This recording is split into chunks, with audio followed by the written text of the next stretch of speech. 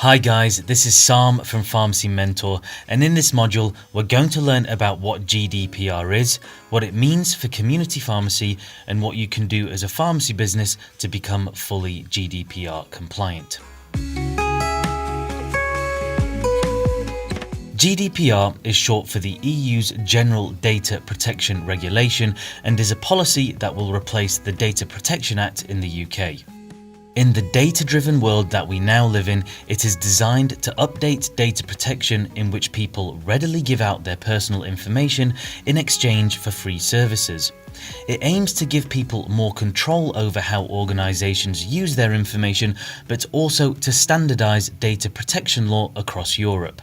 The Information Commissioner's Office is the authority in the UK issuing general guidance to organisations about GDPR.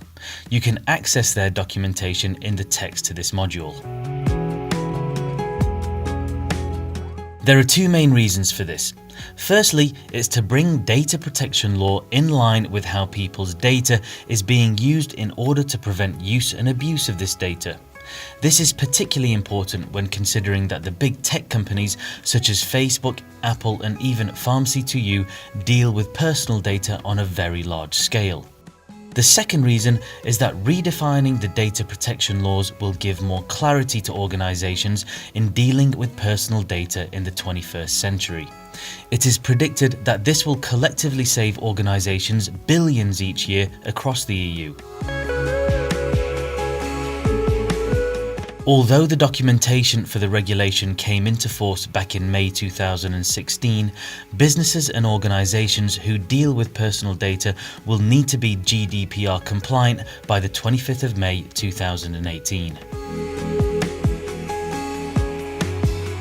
All controllers and processors of data will need to comply with GDPR.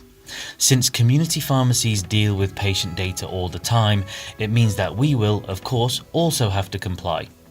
The good thing is that the protocols we already have in place for data protection is robust, and so the changes you'll have to make will not be exhaustive. In saying this, pharmacy owners need to take GDPR very seriously because the government is looking to clamp down and introduce heavy fines to those businesses who are not complying. The major changes to data protection for pharmacy include, as mentioned before, an increase in fines for non-compliance. It is thought that ICO will have more power to impose serious fines of up to £18 million. I'm not sure a bill for that amount would go down well for business. You'll need to notify authorities of any data breaches that happen as soon as possible or within 72 hours of the incident.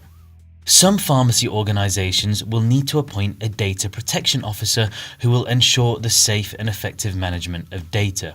This isn't mandatory, but should be considered if organisations are dealing with data on a large scale, such as the bigger chains. DPOs will take responsibility on how data is processed within the organisation and that they are complying fully with the new guidelines.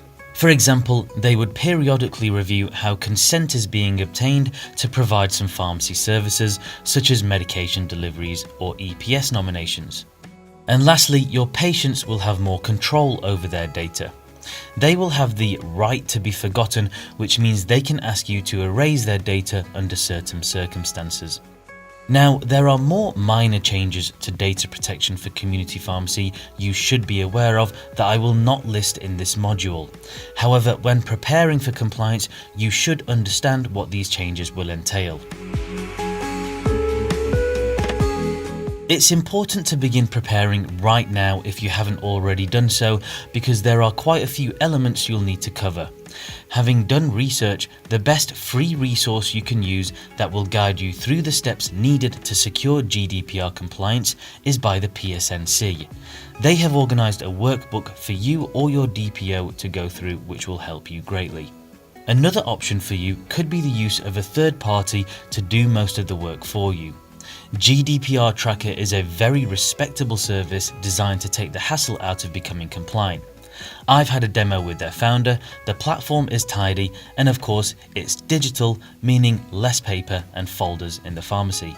And I've also attached some slides designed by the MPA to this learning module, which has more information on GDPR that you can take a look at. I'm really happy that GDPR is coming into force.